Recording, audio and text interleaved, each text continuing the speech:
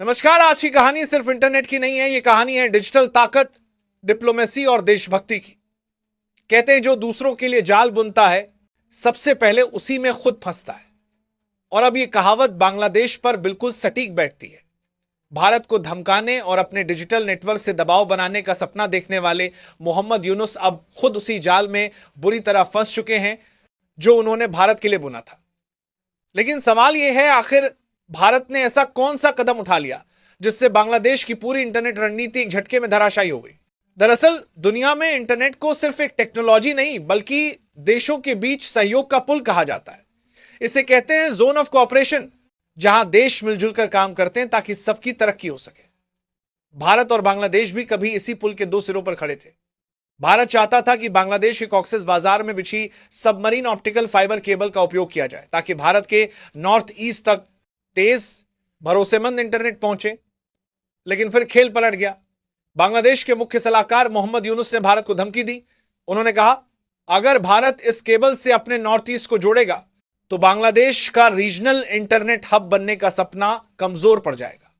यानी सहयोग की जगह अब प्रतिस्पर्धा शुरू हो गई थी और भारत को खुलेआम डिजिटल ब्लैकमेल करने की कोशिश की गई। लेकिन भारत ने इस बार जो किया वो इतिहास बन गया। भारत ने कहा, ठीक है, अब हमें किसी की जरूरत नहीं।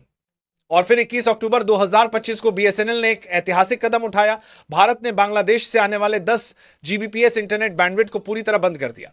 अब नॉर्थ ईस्ट को इंटरनेट मिलेगा भारत के अपने घरेलू नेटवर्क से, अपने सैटेलाइट सिस्टम से, अपने डोमेस्टिक फाइबर नेटवर्क से।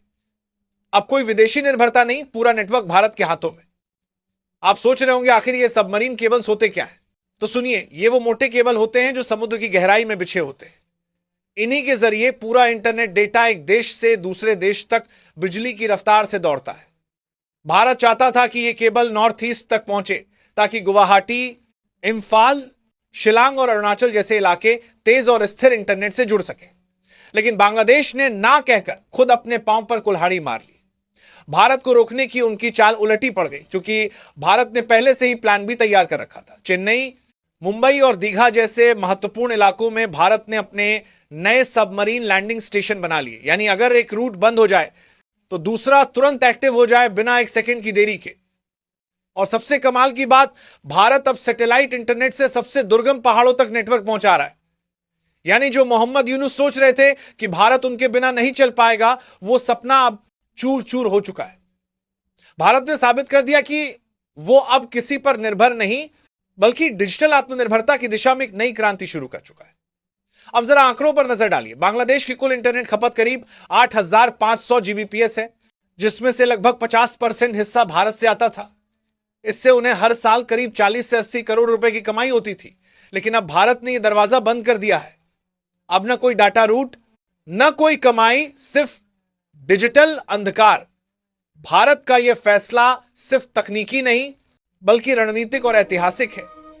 नॉर्थ ईस्ट अब पूरी तरह भारत के अपने नेटवर्क पर निर्भर है। डेटा अब सिर्फ 35-45 मिलीसेकंड में पहुंचेगा, पहले जहां 100 मिलीसेकंड तक लगता था। तेज, भरोसेमंद और पूरी तरह made in India internet. Bharat ने दुनिया को साफ संदेश दे दिया है कि डिजिटल आत्मनिर्भरता सिर्फ नारा नहीं, एक शक्ति है। बांग्लादेश का सपना अब भारत की आत्मनिर्भरता के सामने बिखर चुका है। अब भारत सिर्फ इंटरनेट यूजर नहीं बल्कि डिजिटल महाशक्ति बनने की राह पर है। और शायद आने वाले वक्त में पूरा एशिया भारत की इस डिजिटल क्रांति के आगे झुकेगा।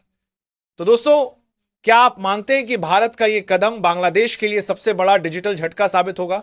अपनी राय कमेंट में जरूर बताएं।